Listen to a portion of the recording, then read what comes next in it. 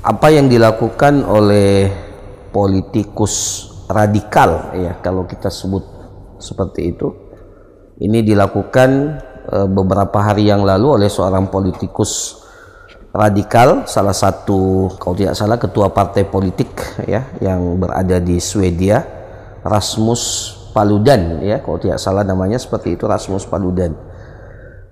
Apa yang dia lakukan ya dengan melakukan satu tindakan yang keji, membakar Al-Quran ya, dan menurut informasi yang kita dapatkan itu bukan kali pertama dia lakukan itu, dan itu dia lakukan di depan kedutaan Turki di Swedia untuk menunjukkan kebenciannya dan kemarahannya terhadap Islam dan kaum muslimin. Di sisi yang lain, pemerintah Swedia atas nama kebebasan berpendapat itu melegalkan perbuatan itu, meskipun kalau tidak salah presiden dan perdana menteri, kalau tidak salah atau presiden atau perdana menteri Swedia itu kemudian menyayangkan tindakan itu. Tetapi kalau yang kita lihat, yang kita saksikan, perbuatan itu dijaga dan diakomodir dan diberikan kesempatan oleh aparat keamanan.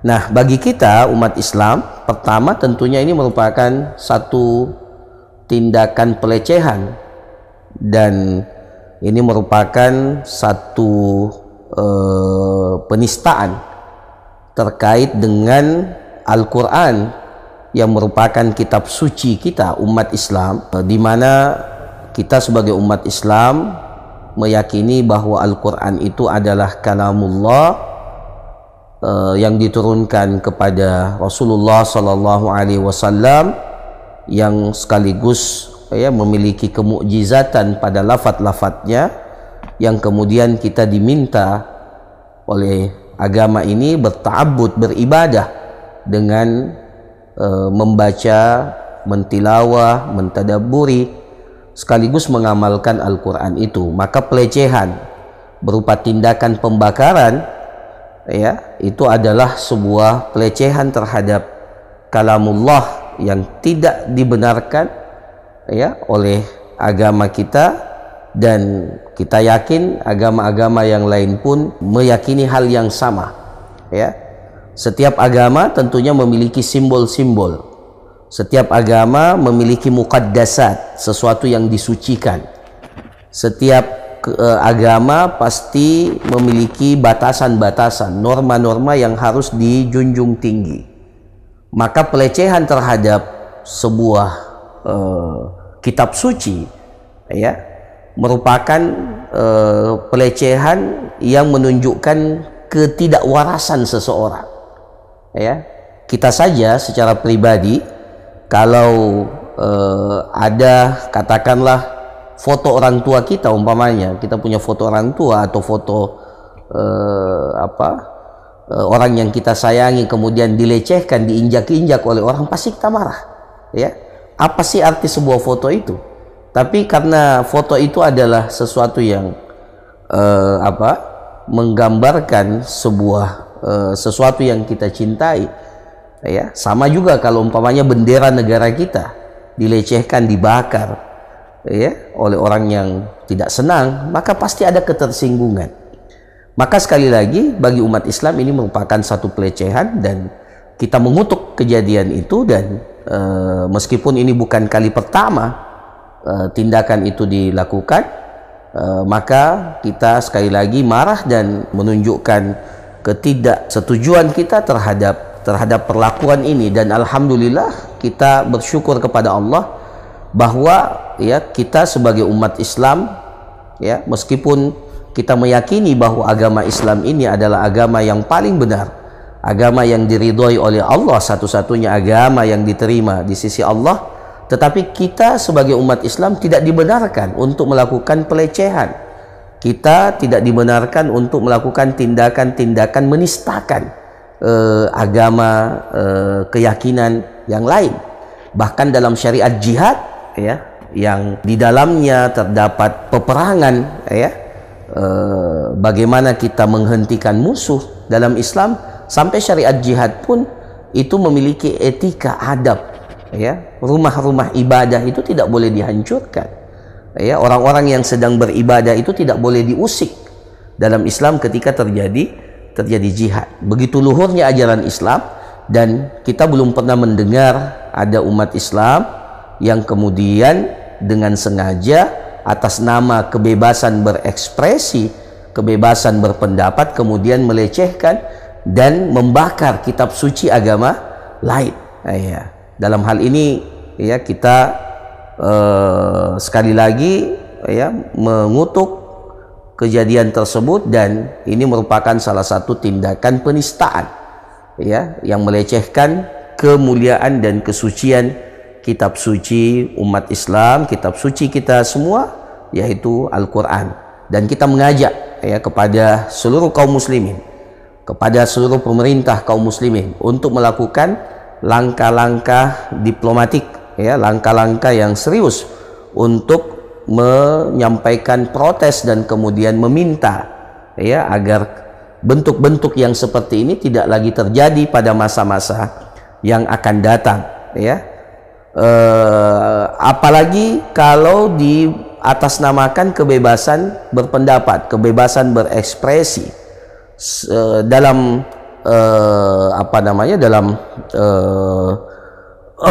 dalam agama kita ya, seseorang diberikan kesempatan, diberikan untuk kebebasan untuk berpendapat, diberikan kebebasan untuk menyampaikan dan melaksanakan apa yang menjadi keyakinannya, tetapi kebebasannya itu dibatasi oleh norma, kebebasannya itu dibatasi dengan hak orang lain yang harus kita hormati.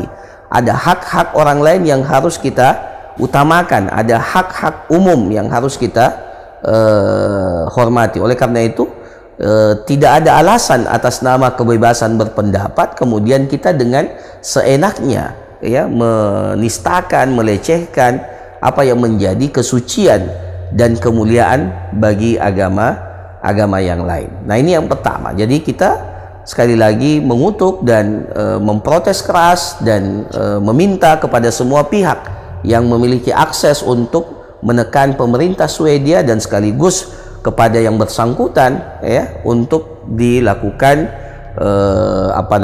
tindakan-tindakan untuk mengatasi dan mengambil tindakan atas kejadian pelecehan dan penistaan ini. Kemudian yang kedua, secara internal bagi kaum muslimin tentunya ini merupakan salah satu bahan introspeksi buat kita semua, sekaligus mengingatkan kepada kita tentang bagaimana sikap kita terhadap Al-Quran ini ya, bagaimana penghargaan kita dan perlakuan kita terhadap kitab suci kita sendiri. Kemarahan tidak cukup ya, kita mengutuk kejadian itu tidak cukup. Ini merupakan momentum bagi kita semua untuk kembali kepada Al-Quran ya. Al-Quran adalah kitab suci yang bukan hanya sekedar menjadi simbol kita, tetapi ada kewajiban kita terhadap Al-Quran. Kita diperintahkan untuk membaca Al-Quran, kita diperintahkan untuk mentadabburi Al-Quran, kita diperintahkan untuk mengamalkan apa yang terdapat di dalam Al-Quran. Kita semua faham dan sadar bahwa Al-Quran ini adalah kitab yang akan inna hadzal Qur'an yahdi lillati hiya aqwam. Sesungguhnya Al-Quran ini yang akan memberikan petunjuk kepada kita kepada satu-satunya jalan yang benar ya. Kitab Al-Quran ini merupakan hudal lil muttaqin, petunjuk, tidak ada keraguan di dalamnya, la raiba fi, yang kemudian menjadi petunjuk bagi orang-orang yang bertakwa ya. Maka semestinya dan seyogyanya menjadi sebuah keniscayaan bagi seorang muslim untuk memiliki interaksi yang kuat dengan Al-Quran, membaca Al-Quran. Kita sudah sering mengulang-ulangi, khairukum man ta'allama al-Qur'ana wa 'allamahu, sebaik-baik kalian adalah orang yang mempelajari Al-Quran dan mengajarkan Al-Quran tersebut. Tapi sejauh mana interaksi kita ya? Kita mempelajari Al-Quran kemudian kita mengajarkan Al-Quran itu. Kita sudah faham betul ya, dalam hadis Rasulullah sallallahu alaihi wasallam, innallaha yarfa'u bihadzal Qur'an aqwaman wa yada'u bihi akharin. Sesungguhnya Allah Subhanahu wa taala mengangkat dengan Al-Qur'an ini, mengangkat derajat, memuliakan, ya, memuliakan satu kaum dengan Al-Qur'an ini ketika mereka membaca, menegakkan dan menjadikan Al-Qur'an ini sebagai pedoman hidup mereka, ya. Ketika itu dilakukan, maka Allah mengangkat derajat, memuliakan kaum itu. Tetapi ketika Al-Quran ini dijadikan hanya sekedar simbol, kemudian tidak sama sekali dijadikan sebagai pedoman, maka Allah Subhanahu wa taala akan menghinakan, ya, menghinakan kaum tersebut. Maka para pemirsa sekalian yang dirahmati oleh Allah, ya, kalau kita marah atas pelecehan, pembakaran terhadap kitab suci kita, seharusnya juga kita perlu introspeksi. Jangan sampai kita sendiri juga yang tidak memuliakan Al-Quran, kita sendiri juga yang jauh dari Al-Quran itu. Maka kesempatan ini menjadi bahan introspeksi dan muhasabah buat kita semua, ya, terkait dengan bagaimana kita bersikap terhadap Al-Quran tersebut. Jadi sekali lagi kita mengutuk, ya, membenci dan sekaligus marah atas kejadian itu, dan kita berharap orang-orang pemerintah, ya, kaum muslimin termasuk pemerintah Indonesia mengambil langkah-langkah diplomatik, ya, untuk memprotes, ya, dan meminta tanggapan, ya, atas kejadian tersebut, ya. Dan tentunya, ya, kita sebagai kaum muslimin secara internal dengan kejadian ini harusnya menyadarkan kita betapa, ya, di barat sana atau di tempat ya, ada yang dinamakan dengan Islamfobia, ya, kebencian kepada Islam, dan itu semakin menegaskan bahwa ini adalah satu rangkaian, ya, satu strategi untuk memadamkan cahaya Allah, ya. Mereka selalu berusaha untuk memadamkan cahaya Allah, yuriduna liyutfi'u nurallah, ya. Tapi yakinlah bahwa Allah Subhanahu wa taala pasti akan tetap, ya, memelihara cahaya agama ini dan tidak akan redup sama sekali, meskipun banyak orang yang, ya, tidak senang, ya, terhadap agama ini.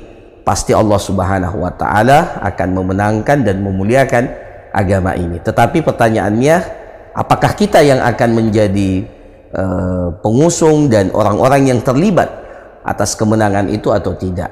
Nah, ini pertanyaan yang paling penting yang harus kita kembalikan kepada diri kita.